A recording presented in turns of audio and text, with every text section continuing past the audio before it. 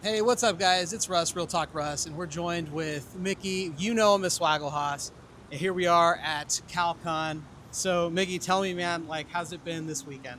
Yeah, Russ, it's been great. Thanks for having me on. Cal Comic Con it's one of the fun, small, intimate shows that's in Southern California. A lot of the most passionate collectors and dealers always show up to this show. Right. And to me, it always feels like the show that's at the start of the year that kind of kicks off the con season Yeah. going into at least for this year, 2026. I really kind of enjoy these intimate cons versus the traditional, San Diego Comic Con or LA Comic Con or whatever con you throw it out there. Yeah. The big ones always feel kind of more media, rehearsed a little bit, right? We kind of lost touch with these small cons. There's not a whole lot that happened. I mean, you find them in the smaller cities. Being LA based, you're here with us as well, and it's these are kind of great because you get to find pretty much a lot of the smaller dealers and bigger dealers locally that like to sell to other dealers. So a lot of dealers doing doing deals with dealers. Yeah. And again, it's more collector based, I find, right? Less of the MCU, the whole what Comic-Con is now, right? You don't see cosplayers running around here. It's just really dealers, collectors, people that are looking for good deals. What are your thoughts on just kind of the future on how these cons are going to go? Do you think they'll be around? And we talk a lot, right? And we see a lot of people that often say, and I'll kind of lead off by saying this. We look at San Diego Comic-Con as an example, and the movie industry has just pretty much dominated that, which is fine. We make a lot of money in the movie industry, and that's great. But when you really kind of break it down, do we lose touch with where it all started? And that's collectors, that's comics, that's the smaller group of people that are kind of into the nerdery, if we really look at it. Right. What are your thoughts on that? Yeah, it's interesting. I mean, I think that the con experience is a lot different than what it was when it began. Yeah. Certainly when we were young, it was Comic Con was just that. It was a convention where you would go to pick up comics. Yeah. Now, like you already said, San Diego Comic Con, New York Comic Con, the bigger entities, these are media environments that are used to kind of promote the biggest entertainment things, movies, television, things of that nature, and some comics obviously loosely based within it because that's where it got its roots. Right. I think that those cons are going to continue to be more of that, be more of a media thing. Yeah. And in the wake of that, you're going to have more stuff like this pop up, which is the experiential place where people can go, get together, have some conversations, interact with their community, and actually buy comics or art or whatever they're actually into. And I think that that's just where the meta of these conventions has kind of grown, where it's there's a lot of people talking about oh, it's unfortunate that you used to be able to go to San Diego Comic Con and be able to buy a bunch of stuff, and that's just not what it is anymore. No. And I think you have to kind of accept that and just take that convention for what it is, which is an experience and taking in the atmosphere, whatever that may be, with cosplayers and activations and pop-up Right. stuff. And then cons like this is where you go to buy stuff when you actually want to collect, and kind of like you said, it's more for that grassroots culture. Is it mean that those other cons are kind of getting out of touch with that collector base? I mean, I don't know. I think it's a part of it, but maybe it doesn't have to be either or. Maybe people can go to the San Diego show or this show and get different experiences at each. And I think that that'll continue to be the thing going forward, is that cons will simulate a very specific itch that you need to scratch. I think it was great that we came across with you here, because when we kind of break things down, one thing that I look at is take example, we find San Diego Comic Con, right, as purely an example, how busy it is there versus something that's kind of intimate and small, here. One thing that I look at is at a place like this, you find a lot of collectors, but you also get pricing, right, on certain things. You kind of made a point by going to San Diego Comic Con. You're not going there to really buy comics. You might, right? Hey, You might, yeah. You find that Dark Hawk one, and you're like, hey, man, I got to get it. Yeah, right? I will buy it there for sure, no matter where. No matter what, every time you're going to buy it. But, at a place like this, you may find a better deal, in all Yeah. honesty. Collectors are going to kind of come here. With that being said, I don't see the young crowd coming to these. And again, selfishly, I get scared because I want the younger crowd to be at places like this so that comics and collecting stays alive. Yeah. I do get nervous and I've been told they're like, oh, I don't go to those because there's a bunch of old guys that are just buying, trading. And it's like, I look and I'm like, they're not wrong. No offense to anybody, they're not wrong. I'm old myself. I'm like, they're not wrong, but it's kind of getting to that point where I'm like, we got to introduce the younger crowd to this. Yeah. Because if not, those AF-15s, those things that we have, and I've heard you talk about this, are they going to die off with us? Yeah. Is that a possibility? What are your thoughts on that? So I'm of two minds. Okay. On the one hand, I think, well, maybe the kids aren't here because, they don't have the money to afford it, right? Mm-hmm. And maybe when they come of age, when they're in their 40s, perhaps some of those kids might go into comic books. That's one school of thought. The other school of thought is kind of what you're talking about, though, where, is the idea of how these conventions are run pushing the kids away or not creating an environment that feels open to them to want to be able to go to that. I made a video on my channel talking about how card shows have done a really great job bringing in the younger audience. There's a lot of reasons for that. We can go down that route if you want to go down that route. But the point of that is like they've just created a space where it feels like a lot of kids want to be involved and this is where it's at and this is cool and I have ways to engage in this hobby. And comic books doesn't have that. And I think you're right to feel somewhat concerned about it, where it's like, hey, how are you going to onboard that next generation? How are the kids going to get into it if they feel like no one's holding their hand through it, or no one's can take them through it because either the price is too high or just the environment itself doesn't feel fun for them to be a part of it. So. I think, and it's there's a responsibility with, I think, Hollywood and the industry. As an example, I was big in the, movies. I loved movies growing up, still do, obviously. But I remember going to the movie sometimes and you would, opening night, you would get like a pin or something that they would give you. And it's like with all these MCU movies, Marvel always releasing stuff, even DC, why don't they just, hey, here's a comic book. Get the younger crowd back into that, because that's where this stuff originated. We can't forget that. There's a basis for everything. Even if they don't follow the storyline and they kind of retcon things and they go back and forth, there's still, that history, that lineage that says this is where these things came from, and get that crowd back in. Because, it's funny, you talk to a 14-year-old kid that doesn't know anything about comics, but they know, Robert Downey Jr.'s Iron Man and everything. And to them, that's what it is, but they don't realize, it's based off of comics. There's a story arc. And I guess maybe you have a really good point. It's not tailored to children or to the younger crowd, I think, but sometimes they forget that the younger crowd nowadays is pretty advanced.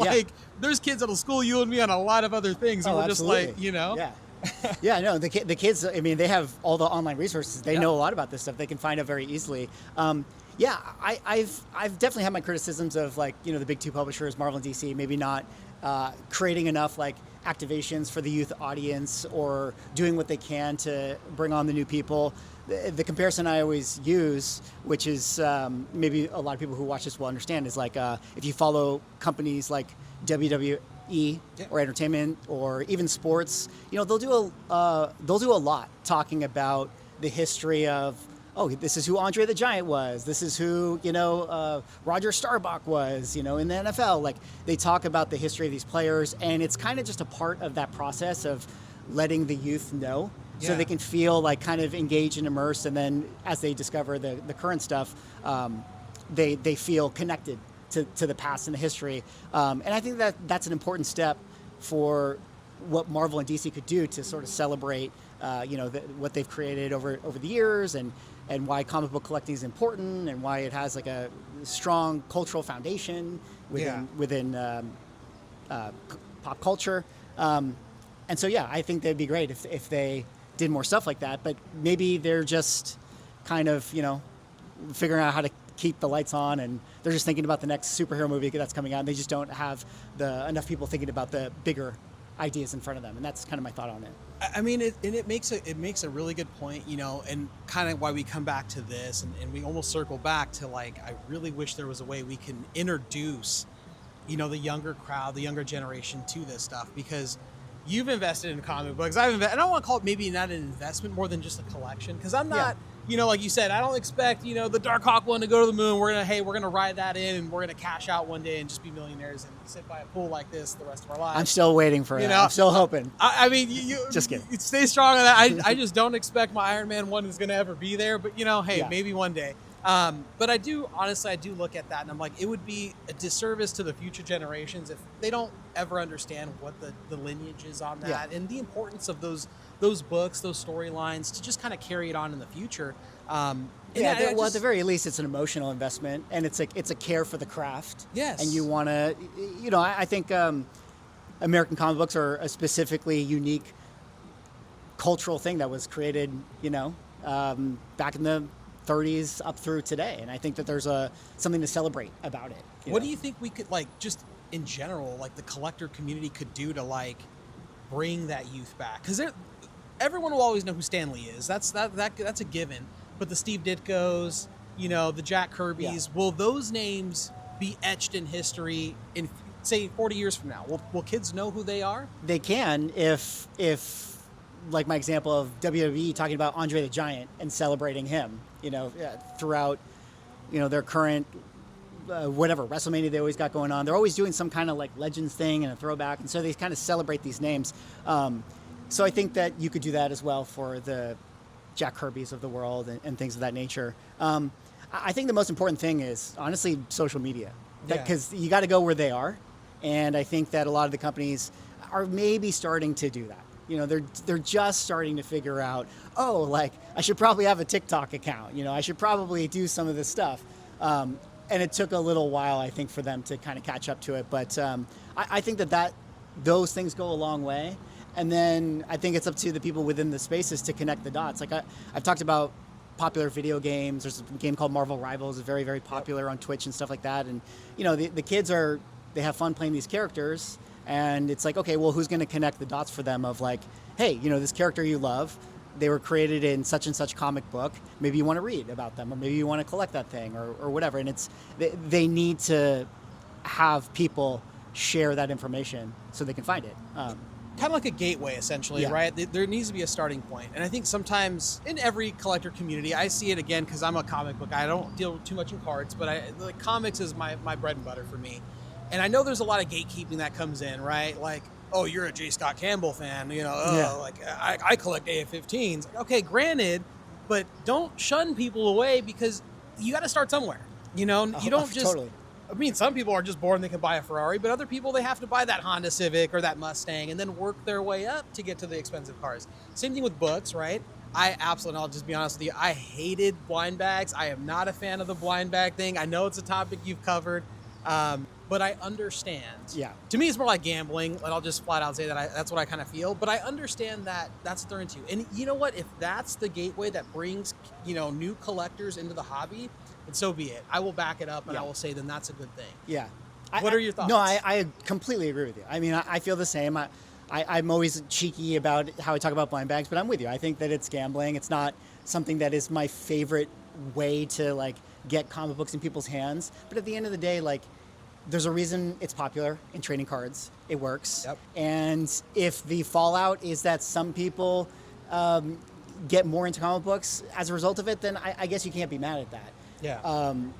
I think I'm definitely sympathetic to the idea. I was talking to some guy about the trading card space and why it's so much more popular. And they were just saying, if you're a kid and you only have, whatever, $10 to spend, and you can buy a pack and maybe you can pull out a card that's worth $100, like, that is, like, how is that not more exciting than, like, cool, like, maybe if I dig through your long box inside this room, maybe I'll find a comic that's worth $15 that you have priced for 10. Right.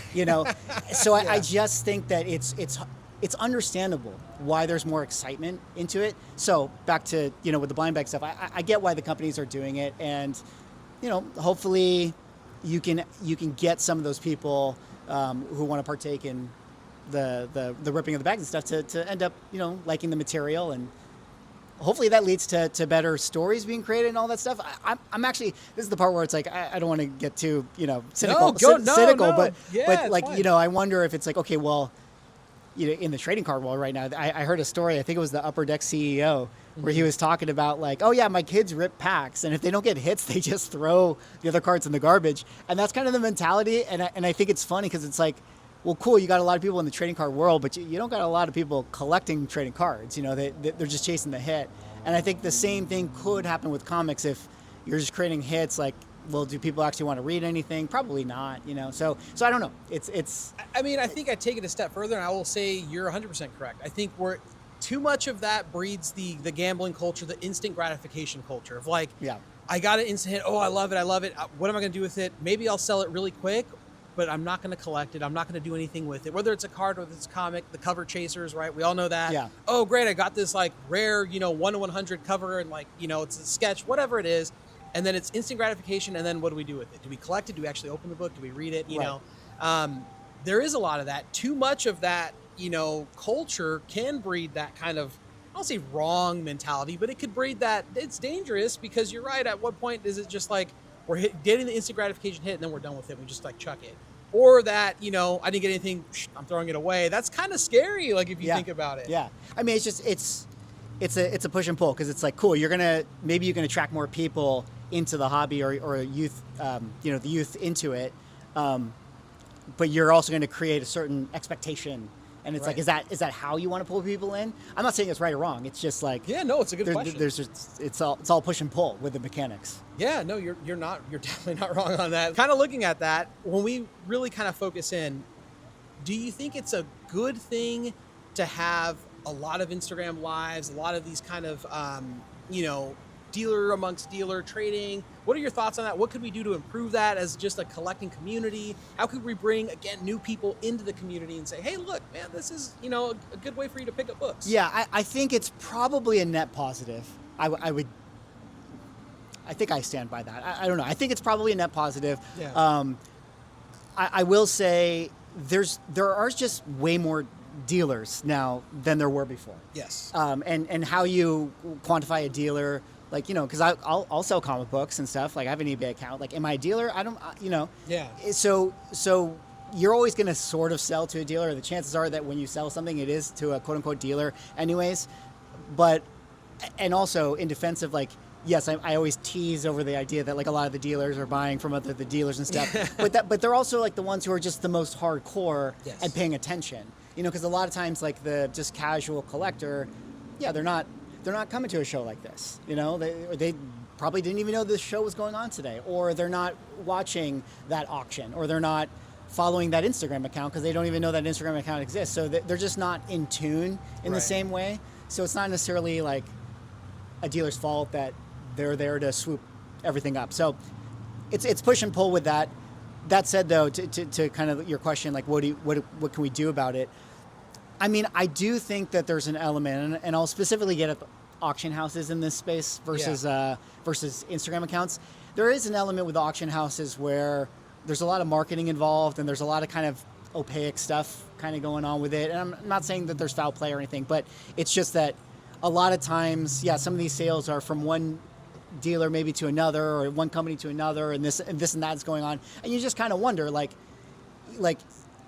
it creates a false idea of the demand and values of these comic books, right? Thinking, because when you think a giant golden age super valuable $1 million thing sells, you assume, I think, from a headline, that someone who really wanted to own it bought it, and now they have it in their collecting room and they look at it and whatever. But I don't always think that that's the case. I think it's just going from one thing to another, and there's a headline generated out of it. Right. And what does that mean? I'm not saying it's bad or anything. It's just that it would be nicer to know that, like, it's more of a pure, hey, someone has a thing, there's a dealer that sells it, a collector buys it, and they look at it and they smile. Like, that, it's just not really how it works, though. You said something that kind of made me laugh, because I might get a lot of flack for this. I personally don't care. I think it's hilarious. So there's always one thing that I find just absurdly funny is whenever we're in that, dealer buying from another dealer, they always want to go based off the last sale. They'll pull up eBay sales, check fair market value. But we're buying this on Instagram. We're doing this maybe just person to person. I'm going to sell you my book. There's no record of that. Who's to say that? Why are we looking at the last sale? If I personally sell you my Iron Man 1 for $50 because Mickey's a huge fan on Iron Man 1, it's really Dark Hawk, but whatever, and I sell it to him for $50 and it's a 9.0 white pages, it's great. That's not going on any record. No one's going to ever know. So that's really the last sale, but that's your business and my business between two mutual guys who are like, hey, let's make this deal happen. but why are we going to base off the next sale based off of that? I know we got to create a market. All right. I know we have to create a market, but no one ever really knows, especially on Instagram, what the last sale really was. So why are we focusing on the last sale to determine what the next sale will be? That just never made sense to me. I know we got to create a market, but Russ, we got to just create. Okay, we got to bring logic into this illogical thing. Okay, we just have to. That's just human, But you're right. I mean, how do you? People spend a lot of time on it, and who knows? Like, I always make the joke, like, there's somebody out there right now, somewhere in the country, that just bought an AF-15 for like $10. Yes. You know what I mean? And it's like, okay, cool, last sale, $10. You know, but it's there's that's just the nature of this. It's just it'll never be perfect. Right. It'll never be a system or a regulated system.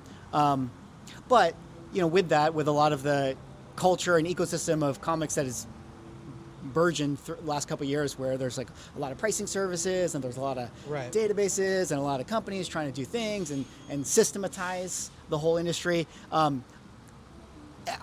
think it's been a kind of a larger net positive, because it does sort of paint a little bit of boundaries for us to kind of operate in. But yeah, it'll never be perfect. And I don't know. Everyone's just always going to talk about last GPA. Everyone's looking for last GPA. It's like, I guess, in some cases, like, some news is better than no news, right? They always say, like, hey, bad news is better than none. Yeah. Some of the scandals that have kind of happened with just the collecting world in general, whether it be cards, whether it be, CGC, all that kind of stuff, believe it or not, I think kind of helps sometimes, because it brings some sort of talk about it. Yeah. If not, it dies. Yeah. On your guys' podcast, Ungraded Truth, you guys kind of talk about, really, a lot of those topics are what's current, and what's going on in the world of collecting, right? Yeah. Again, if nothing was going on, no one was talking about it, Yeah, it just disappears into the ether, and it's not, my feeling on it is like, I love comics and collectibles and all the companies and stuff, but I think, on our show, we try to talk about it to just kind of put it out there. We're not trying to shame people about what's happening. But sometimes, letting people know that people are watching just makes you think to yourself. If you're somebody out there that wants to rip off your absolute Batman cover and sell it as a cover A, okay? Maybe you'll think, hey, I don't want to get called out, so maybe I will not do the unscrupulous thing. That's the idea. Your one thing I've taken away, like, legitimately, is nothing is rare. or in cases, everything is rare until it isn't. Yeah. I had a Spawn 306 I was going to bring, because I wanted to, like, say, hey, look, the rarest book in the world, and let's talk about that. Yeah.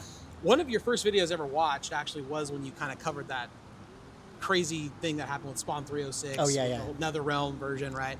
And all of that. And it always leads back to, for me as a collector, kind of looking back, is I like to collect what I like because I like it. Unfortunately, I learned that lesson a little late in the game. I don't say late in the game, but later in the game, because I was collecting for value. And then I realized very quickly what is value on a collectible. It's whatever anyone's willing to pay, right? So that can go up, it can go down, market changes. We all know that. It's like stocks in this case. So you shouldn't really base, again, you can do what you want, but I really decided I shouldn't base collecting based off of value. Just, well, if I like it, hey, I'm going to buy it, and that's it. Yeah. It doesn't matter what it is. So kind of going into that, when we kind of look at nothing is rare, right? What would your advice be for anyone who's just kind of like looking at, hey, I want to get into the collecting world and I want to start doing this? Like, what would your advice be on that? I have a very simple, okay, let's talk about it. If you just want to collect, the mantra of just buy what you like, that's all you got to do, right? Yeah. Buy what you like. Just, you don't need to FOMO or chase or whatever people are getting. If you think that, hey, this comic book just looks cool and I like it, like, get it. Like, if it brings you joy, like, that's number one, and if that's your goal for collecting. If your goal for collecting is maybe more financially savvy, or you want to, be able to make some money or trade up, then my two pieces of advice would be definitely get a pricing service. Pay for it. It's going to be worth it. It doesn't matter which one. Yeah. Just find one that you like and pay for a price service so that you can also quote last GPA and things of that nature, so that you're educated. And then my other one is that, it's you make your money when you buy. It's like the mantra of buying a house or property or anything. Like it's it's always better to find the $10 AF-15 being sold at the garage sale today, and having instant equity on something, rather than buying something and just assuming it's going to go up in value. That's really like the most practical advice, and that's any collectible, you know. And because these things are not perfect, and there's a lot of arbitrage that can happen, you can find something at this show today that's maybe half price and sell it on your next Instagram live sale, which that's what all the dealers are doing, right? Right. And that's not saying that they're jacking up the price. They're finding something that is underpriced, and they're able to sell it on their platform, and make money that way, or trade into the comics that they want to get. So those are my two like best practice rules. If that's your goal, if your goal is to just enjoy the hobby, then just buy what you like. I mean, I've seen both. I take what you said. Actually, I take that to heart a lot when you talk about nothing is rare, because there's certain things that I look at. Is there someone, we've seen selling Superman, we've seen everything. Is there somebody out there hoarding a bunch of, you know, J. Scott Campbell, X-Men, Uncanny X-Men 510 partial sketch variants, just saying there's 16 on the census? You covered this the other day in one of your videos. Is there someone hoarding a bunch of them? We know that they're more out there, but is there someone who's just sitting on a box of them and says, you know, one day I'm done, you know, I'm just going to just dump these on eBay, dollar start them, just like Spawn 306, Nether Realm, here we go. Let's see what happens. And no one even talks about it. One of the last sales on eBay was $20,000. Everyone's focused on a $13,000 sale that happened, I think, last year, but there was one in September for $20,000 that sold. Wait, for which thing?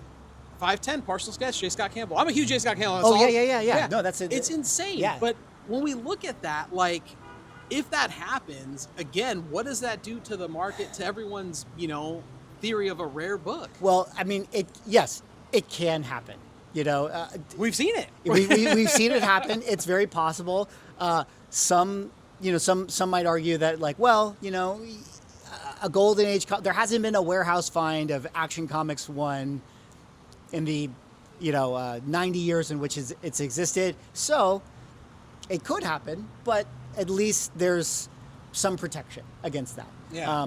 A modern book, maybe not as much. At least it hasn't withstood the test of time yet. Maybe there is a box of J. Scott Campbell 510s, like in someone's warehouse, but at the same time, it hasn't happened yet, at least for the last 20, 30 years or whenever that comic came out. So it's a risk that exists. But that doesn't mean that, like, you shouldn't buy the comic or whatever. It's just knowing that there's that possibility and there's that risk.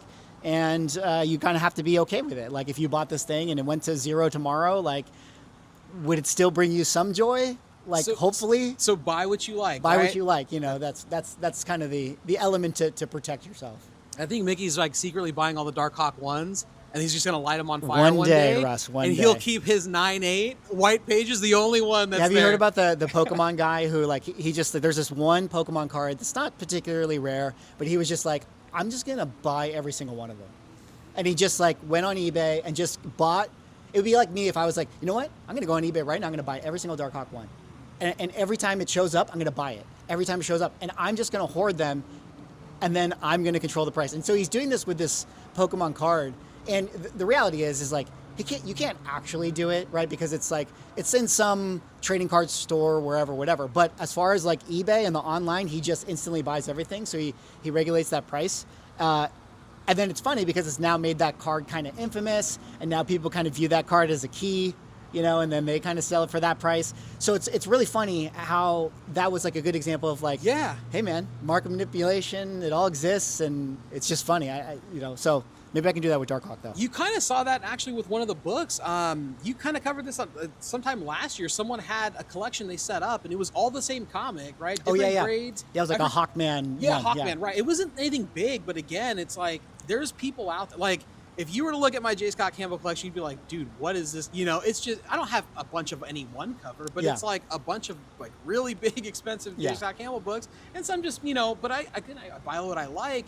But if I were to dump all these on the market one day, people would be going nuts. They'd be going wild. Yeah. That's again kind of dicey when we look at collectors, and if someone's randomly collecting, issues or books or whatever of a singular issue like that, and then they decide to do that, man, I'm telling you, it gets scary. And the one thing I say is, like, the nothing is rare. Everything I say is always just a slight bit of jest. It's a little bit tongue in cheek, but luckily, it's okay. Like, because there are a lot of people that want J. Scott Campbell covers. There are a lot of people that want still to own ASM 129 or ASM 300. Like, Right. Yeah, it's not that rare, but at the end of the day, it all finds an equilibrium. There's still people that want to have it, and that's okay. And luckily, there's still a lot of people that do want comics. And that's true. So. I hopefully, like I said, we could see the market in comics change, the collector's market, I should say, change a little bit to where we now have new collectors kind of coming in, a new fan base. Because it would be sad if one day, we're 80 years old and we're just watching like AF-15s, like, $20 if you want that, and it's just like, that would be a really sad day for me. I mean, at that point, I'm just cashing it in, guys. I'm just gonna call it, I'm gonna call it quits. Yeah. But I mean, again, I hope that never is the case. Hopefully it's not. But again, I think to that note, my advice would be just don't gatekeep. If people want to get into the community, bring them in. We can't hoard this stuff, and we're not gonna take it with us. Yeah. So pass it along. Encourage people to kind of collect and just to kind of be a part of the community. We can't just shun people away. We got to bring them in. Yeah. Got to be a little more inclusive with it. It's definitely great advice. Like help the younger kid, bring him to a show, give him a comic book. Yeah. Tell him what it is. I mean, that stuff goes a long way for sure. Yeah. So I know you're kind of dabbling in OA now. So you're starting to kind of, and I say dabble, he's picking up OA, guys. I've actually started doing the same thing. It's kind of funny because as you post your videos, and I'm like, do you have a secret camera? And like, are you watching what I'm doing? Well, I'll let you get your question, but you know what it is like, I feel like I'm very similar to like a lot of us, like in our collecting world. So it's like, if I feel something, to me, it's like, it's not just me. It's like, I'm kind of sharing. I think that this is what a lot of people are feeling right now. So it's just echoing the sentiment within the culture. Anyways, I'm sorry. No, you're right on the dot. As you started collecting OA, that's when I started collecting OA. Yeah. Like at least around the same time you posted. I'm like, yeah, about a month ago I bought my first OA. At the time you released your videos. So as we kind of look at that, we've seen a lot of OA sales recently, and surprisingly they're not as high as we thought they would be. Right? Todd McFarlane. We're kind of like, oh, it didn't sell as much as we thought it would go. You look at OA and like, what are your thoughts on OA versus the actual book? Because everyone's going to chase the book. They're going to look for the 9.8, and in some cases they're paying absurd amounts, and the OA is not even selling for the price that the book sold for. So I have to laugh at that. Yeah. Personally, I have to laugh, not at the person who bought it, but at just the whole story. Why is that happening? Well, the OA thing is tricky, and I'll just speak to it for what I know, and I'm certainly no expert. But like, people like to collect what they like to collect. Sure. Where you're sort of like, why does someone buy a $10,000 Spider-Man card when they could just buy that $10,000 ASM1 or whatever it is, right? And it's like, well, because they like trading cards. Yeah. And so it's like, you can't fight people's what they want. I like pop figurines. That's what I want to buy. And it's like, why do you buy the $10,000 Spider-Man pop figurine? You could buy, but it's like, you can't change people's mind. They like what they like to collect. So with OA, I think there will always just be more people that like comic books than art, because it's more obscure, it's more eclectic. So not everyone's going to move over. So that kind of answers maybe like why the comic book would still sell for more than the OA. I think one, people still just want the comic book more, and then two, also OA it's very niche, hard to understand. I think people are like, they don't connect the dots, and things fall through the cracks, and colored, it's just ink. Yes, even when I go into like the OA, and like you said, I'm flipping through, I'm sort of like, oh, this is cool, but like, I don't know. Like, I still kind of would rather have the comic book, and also selling a comic book is much easier. Like if you spend $1,000 on a comic book, and it pretty regularly sells at that, and you buy a $1,000 OA page, like you can find that $1,000 comic book buyer. The OA page, you're sort of like, who's going to buy this? Like, it takes a little more. Yep. So that's the pain point for it. But as far as like the pieces not selling as much, I think OA had its explosion, and a lot of collecting markets behave this way, where, if you're, like, the example I use is like, if you have a comic book that's in your collection, and it used to be a $10 comic book, and then it jumps to like $30, you'd be like, oh, that's cool. Are you gonna like really like be motivated to list it on eBay? Maybe not so much, right. And then it's like, okay, but then it jumps to 100, and you're like, I mean, maybe I could take a little bit of time to list it. Let's say it jumps to 500. You're like, oh, I'm definitely going on eBay right now. And so there's like a motivation to like how the market behaves for you to actually pull that thing out of your collection. So say all that to say, with like the OA stuff, I think there's been so much of an explosion of it, and people have been like, whoa, like this stuff is selling like crazy.